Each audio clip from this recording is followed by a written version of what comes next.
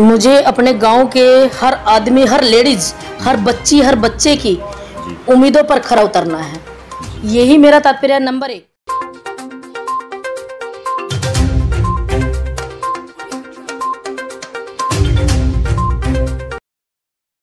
की तमाम ताजा खबरें पाने के लिए सब्सक्राइब करें हमारा चैनल, बेल आइकन दबाना ना भूलें। देखते रहे हरियाणवी बोली एक्सप्रेस। नमस्कार जी, हरियाणवी बोली एक्सप्रेस में आप सबका स्वागत है। मैं हूं बिंदर शर्मा, कैमरामैन नरेश रोहिला के साथ। और आज हम आए हैं जिला करनाल में, जो गांव स्टोंडी है, और बात करूंगा सरपंची की। जो नए पद उम्मीदवार हैं, लाइव तस्वीरों की बात करूंगा, जहां पर हमारे साथ बैठे हुए हैं नीलम राणा जी। बहुत बड़ी बात एक और कहूँगा, नीलम राणा जी के बैनर और पोस्टर पे मैंने खासकर एक बात जरूर देखी कि नाम के पीछे शेरनी लगा हुआ है। जब मैंने गांव के लोगों से जानना चाहा आखिर ये शेरनी वर्ड का मतलब क्या है, तो गांव के कुछ व्यक्तियों ने मेरे को बताया कि शेरनी का मतलब ये है, जब भी किसी का मुद्दा हो, गरीब परिवार का मुद्दा हो, या किसी बहन बेटी का मुद्दा हो, या कहीं भी फैसला या पंचायती फैसला हो, उसमें जब हमें ज़रूरत पड़ती है तो बहन जी वहाँ पर आ जाती है और हमारे पक्ष की बात रखती है। तो मैं तमाम उन भाइयों और बहनों से यही अपील करूँगा, खासकर स्टोंडी गांव से, कि जैसा कि आपकी चहिता आपकी उम्मीदों पर बिना पद से आपके बीच में खरी उतरी है, और अब जो चुनावी जो पद यात्रा शुरू करी है नए पद उम्मीदवार की, तो आपको देखना है कि किसको वोट करना है, किसको नहीं करना है। क्योंकि बात करूंगा, आज स्टोंडी गांव में इतनी बेटियों के घर बसा दिए, जो नीलम राणा जी की बात करूंगा, तो मैं तमाम उन भाइयों बहनों से, खासकर स्टोंडी गांव की महिलाओं से यही अपील करूंगा कि आपको देखना है कि आपकी चहिता आपकी उम्मीदों पर कितनी खरी उतरती है। तो आइए जानते हैं नीलम जो तैयारियां हैं गांव स्टोंडी से तैयारी कर रही है, वो भी गांव की कुछ महिलाएं हैं, व्यक्ति हैं जिनसे हम मिले, उन्होंने बताया कि हमने ही नीलम राणा जी को खड़ा किया है चुनाव में, सरपंची में। तो आइए जानते हैं नीलम जी से क्या कुछ कहेंगी इस बारे में। हाँ जी, नमस्कार जी। नमस्कार जी। मेरा नाम नीलम राणा है जी। और मैं भारतीय किसान यूनियन की जिला अध्यक्ष हूँ, और उसके बाद एक सोशल वर्कर हूँ, समाज सेविका। मेरा कहने का तात्पर्य यही है कि समाज में, अपने गांव में कहीं भी कुछ गलत हो रहा है, वो मुझे बर्दाश्त नहीं है जी। गलत को गलत ही कहना होता है, और गलत के लिए हमें जो अपना काम करना होता है वो काम हम अवश्य करते हैं। देखिए, हमारे गांव में कुछ बातें ऐसी हैं जो आज तक नहीं हो पाई, कुछ काम ऐसे हैं जो आज तक नहीं हो पाए, जिनकी ज़रूरत हमें आज से 30 साल पहले से है, लेकिन वो काम नहीं हुए। देखिए, मैं ये नहीं कहूँगी कि मैं प्राइवेटली कोई ऐसा काम लिखवाऊंगी कि जिससे मैं अपने घर से करूँगी, नो, नेवर जी। मैं एक सोशल वर्कर हूँ, सार्वजनिक काम गांव में हर काम कराना है, ये मेरी थिंकिंग है। कि जैसे कि गांव में ना तो आज तक कोई पार्क बना है, गांव में मैं चाहती हूँ कि कम से कम 2-3 पार्क होने चाहिए। गांव में चाहती हूँ कि एक लाइब्रेरी होनी चाहिए। गांव में आज तक +2 तक का स्कूल नहीं बना। हमारे गांव की जो बहू बेटियां हैं वो कभी करनाल, कभी गरोंडा बसों पे टंग के, 3 व्हीलरों में टंग के जाती है। लास्ट में उन बच्चियों के ऊपर ऑब्जेक्शन लगाए जाते हैं। अच्छा नीलम जी, एक बात जानना चाहूँगा, जैसे आपने बताया कि +2 तक का स्कूल नहीं है गांव में जी। आपने ये सरकार के समक्ष समस्या रखी थी पहले कभी? हाँ जी, रखी है, लेकिन तब भी वो समस्या हल नहीं, अभी तक तो नहीं हुई है। उनका कहने का तात्पर्य ये है कि मैडम जी, हम ये लाइन में हैं, आपकी ये प्रॉब्लम जरूर सोल्व करेंगे। बट अदरवाइज वही है कि अगर हमारे पास कोई स्ट्रॉन्ग गाँव का पद होता तो शायद हम वहाँ जाके उनसे बात कर पाते। देखिए, बहुत बड़ी बात कही है, लेकिन मैं बिना पद से भी मैंने अपनी जिम्मेदारी समझी गांव के प्रति। जो बहन बेटियां हैं बाहर पढ़ने के लिए जाती हैं, कोई स्कूली बस नहीं है यहाँ पर। बात करूँगा, सरकारी स्कूल है वो भी +2 तक का नहीं है। अब वो मेन मुद्दे हैं जो बहन बेटियों के, वो भी रखे। और आइए इनसे जानते हैं कि आगे के लिए क्या कुछ रहेगा। अगर ये चुनाव जी जाती है तो +2 तक का स्कूल यहाँ पर मिल पाएगा, बहन बेटियों को सुविधा मिल पाएगी या नहीं? जी, मेरा बहुत सारी बातें जो हैं मेरे दिमाग में है कि अगर मैं सरपंच बन जाती हूँ अपने समाज के, अपने गांव के सौभाग्य से, देखो मैं अपनी तारीफ नहीं कर रही हूँ, मेरा कोई सौभाग्य नहीं है, मेरे समाज के लोगों से बढ़कर मैं कुछ नहीं हूँ। मुझे अपने गांव के हर आदमी, हर लेडीज, हर बच्ची, हर बच्चे की उम्मीदों पर खरा उतरना है। यही मेरा तात्पर्य है। नंबर 1, गांव में स्टेडियम ऑन द रोड होना चाहिए। हमारे गांव के बच्चे इतनी दूर खेलने जाते हैं, 5 किलोमीटर स्टेडियम बनाया हुआ है, जब तक वो वहाँ तक जाते हैं तब तक वो थक चुके होते हैं। फिर वहाँ पे वो रनिंग क्या करे, क्या वहाँ पे ट्राई करे? जी। कोई ट्राई का महत्व ही नहीं बनता। जी।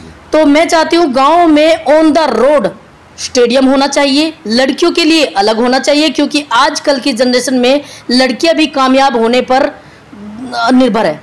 वो भी कामयाब होने के लिए मेहनत कर रही हैं, पढ़ रही हैं, लिख रही हैं, तो बहू बेटियों को भी होना चाहिए, सारा अधिकार मिलना चाहिए।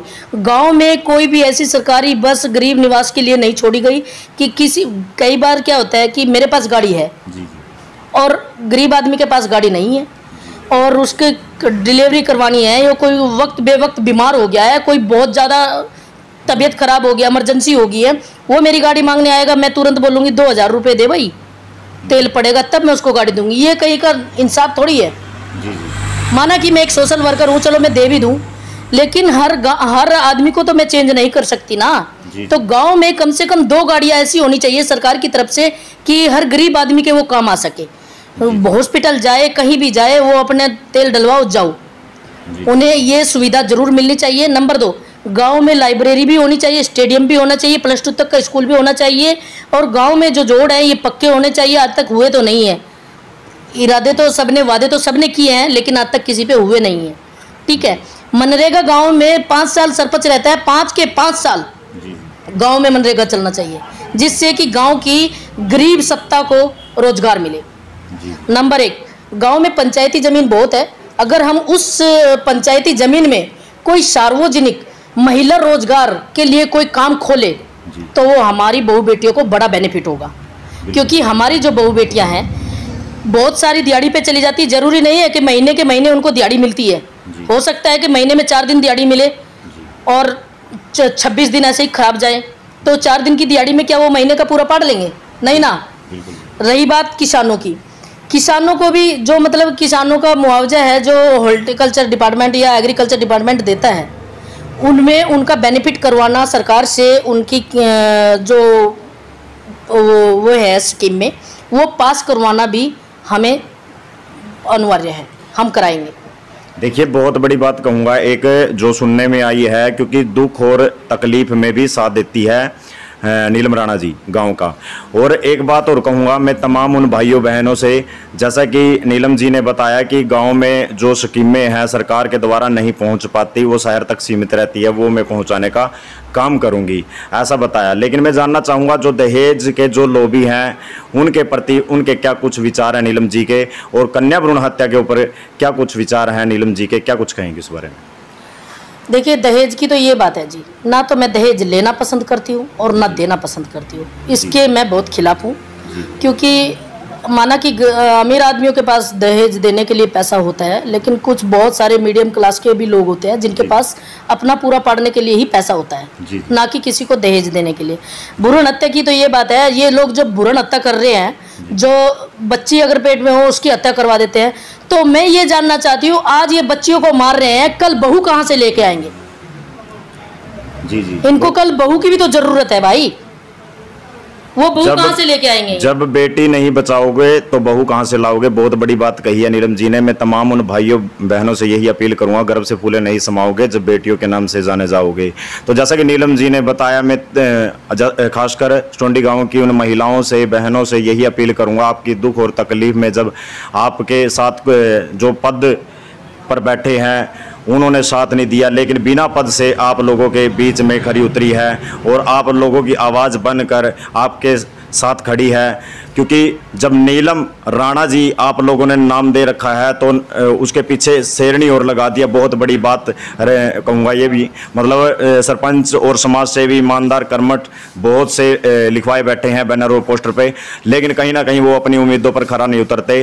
तमाम उन भाइयों बहनों से यही अपील करूँगा स्टोंडी गाँव से कि आपको देखना है कि आपकी चहिता आपकी उम्मीदों पर कितना खरा उतरती है। आइए नीलम जी से जानते हैं, गाँव में जो युवा है वो नशे के प्रति ज़्यादा है, खेल के प्रति कम, नशे को लेकर क्या कुछ अपील करेगी युवाओं से? देखिए, मैं नशे के बहुत खिलाफ हूँ। मैंने अभी 15 अगस्त को एक प्रोग्राम किया था युवा जनरेशन ने, वहाँ पे मैं एक स्पीच दे के आई थी कि भाई अगर नशा ही करना है तो ऐसा नशा करो जो तुम्हें बुलंदी पे लेके जाए। पढ़ाई का नशा करो, कमाई का नशा करो, बिजनेसमैनी का नशा करो।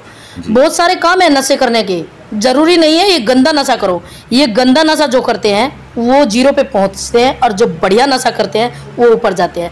नशे के बहुत खिलाफ हूँ, लेकिन उनको समझाने की ज़रूरत है, उनको जागरूक करने की ज़रूरत है। ऐसा नहीं है युवा मानते नहीं है, आजकल के युवा जागरूक हो चुके हैं।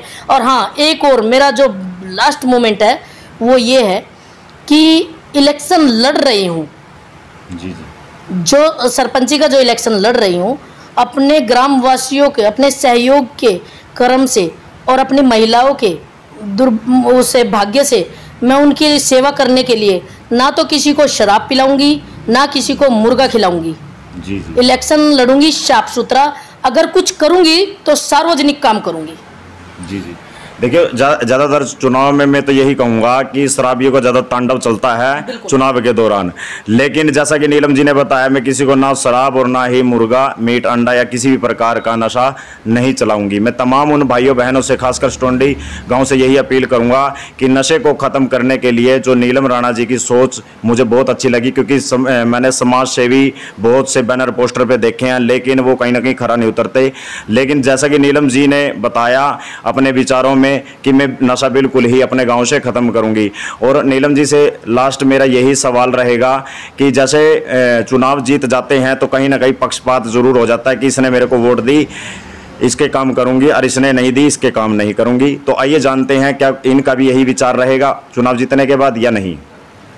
नहीं, ये बिल्कुल गलत है। अगर आज समाज ने, गाँव ने मुझे चुना है और मुझे आज सरपंच बना दिया है, तो कहने का तात्पर्य यही है कि मुझे पूरे गांव ने वोट किया है। मैं किसी से मनभेद और मनमुटाव नहीं रखूंगी, चाहे वो वोट मुझे करे या ना करे, वो उसका प्रॉब्लम है, मेरा प्रॉब्लम नहीं। मुझे तो बना दिया ना, मैं तो यही समझूंगी कि पूरे गांव ने मुझे बनाया है, पूरी बहू बेटियों ने मुझे बनाया है, पूरी युवा जनरेशन ने मुझे बनाया है। मेरा किसी से भी ये मनमुटाव नहीं रहेगा। नंबर 2, किसी भी गाँव के कोने पर एक भी वाटर कूलर नहीं है। आते जाते मुसाफिर बस पानी के लिए तड़पते फिरते हैं। गांव में चारों तरफ, हर अड्डे पे, हर नुक्कड़ पे, हर चौराहे पे वाटर कूलर होने चाहिए। ज़रूरी है ये, प्यासे को पानी पिलाना जैसा पुण्य कहीं नहीं है। ठीक है, वाटर कूलर होने चाहिए। जो हमारी धार्मिक जगहें हैं उनकी साफ़ सफाई, उनके लिए काम करना ज़रूरी है, क्योंकि ये हमारे गाँव का सबसे बड़ा अनुपीड़ित समाधान है। नंबर 2, जो हमारे समाज के लोग हैं, कुछ लोग इस चीज़ पे अमल करते हैं और कुछ नहीं करते हैं कि भाई हमें ये काम कर, ज़रूरी नहीं है करना, ये नहीं है, वो नहीं है। लेकिन गांव में हर सुविधा होना बहुत ज़रूरी है, ये मेरा कहने का तात्पर्य है। जब तक गांव में कोई सुविधा नहीं होगी तो हमारे गांव की पहचान नहीं होगी। क्या हमारे गांव सटोंडी में एक भी अड्डे पे कोई गेट ऐसा बना है जिससे एंट्री करते ही पता लगे कि भाई हम गांव स्टोंडी में घुस चुके हैं? नहीं, आज तक नहीं बना। मेरी सोच है, मैं बनाऊंगी। गांव में 3 अड्डे हैं, तीनों पे एक एक गेट बनना चाहिए। अच्छा नीलम जी, एक बात और जानना चाहूँगा। जैसे गांव में बात करूँगा, बरसात का मौसम आ जाता है, हवा तेज़ तूफान आ जाते हैं, किसी का घर ढह जाता है, तो जो पद ले लेते हैं लेकिन कहीं ना कहीं वो सुनवाई नहीं कर पाते, उनकी आवाज़ है जो सरकार तक नहीं पहुंचा पाते। तो आपके समक्ष अगर ऐसा कोई वाक्य आए तो आप किस प्रकार उनकी मदद करोगे? देखिए, मैं गरीब लोगों के साथ पहले भी थी, आज भी हूँ और हमेशा रहूँगी। जिन लोगों को इन चीज़ों की ज़रूरत है, पद मिलने के बाद मैं मुँह खोलकर सीधा सरकार से जाकर इनके लिए लड़ सकती हूँ, इनके लिए वो सुविधाएं ला सकती हूँ जिन चीज़ों की इन लोगों को ज़रूरत है। ऐसा नहीं है, जो सरकार में आदरणीय जितने भी हमारे सीएम है या विधायक है या नरेंद्र मोदी जी है, ऐसा नहीं है कि हम उनके दुश्मन है या वो हमारे दुश्मन है। पीरियवश काम करवाओ, गरीब लोगों की मदद करेंगे। अगर हम उनके पास गुहार लगाने जाएंगे तब करेंगे ना, घर में किसी के वो डालने नहीं आएंगे। हम काम कराने के लिए एग्री होंगे तभी वो हमारा काम करेंगे ना। एक बात बताओ, खाना हमारे सामने डला हुआ रखा है और जब तक हम टुकड़ा तोड़ के अपने मुंह में नहीं डालेंगे तब तक हमारे पेट में खाना कैसे जाएगा? ये बताओ। गरीब आदमियों की बहुत सारी समस्याएं हैं। कुछ लोगों के पास तो रहने के लिए मकान नहीं है, और जिनके पास है, किसी के तरेड़ आ रहे हैं, किसी के कच्चे हैं, जबकि आज कल के उसमें तो सदी में तो होना ही नहीं चाहिए ऐसा मकान। हर किसी का लेंटर और वगैरह वगैरह होना चाहिए, लेकिन कुछ लोग ऐसे हैं जिनके पास वाकई में मकान टूटा पड़ा हुआ है और वो बड़े फार्म भर भर के छक चुके हैं, लेकिन आज तक उनकी प्रॉब्लम सोल्व नहीं है। मगर मैं बन गई तो भाई साहब कोशिश मेरी यही जारी रहेगी कि जितनी भी सरकार की स्कीम है पॉइंट सारी अपने गरीब आदमियों को, अपने किसान भाइयों को, अपने रोजगार भाई बेरोजगार भाइयों को सबको लेके देनी है। उनके सबके काम पूरी बिरादरी 36 बिरादरी का साथ, भाईचारे का साथ, तब हूँ मैं इंसाफ। देखो पूर्ण रूप से 36 बिरादरी का सहयोग और आशीर्वाद मिल रहा है नीलम राणा जी को, जो कि शेरनी के नाम से जानी गई है। मैं गांव स्टोंडी से मैं तमाम उन भाइयों बहनों से यही अपील करूंगा, बार बार चैनल के माध्यम से इस खबर को जितना हो सके उतना शेयर करें, और साथ ही आपको देखना है कि आपकी चहिता आपकी उम्मीदों पर कितना खरा उतरती है। तो बने रहे खास खबर के लिए हमारे द्वारा।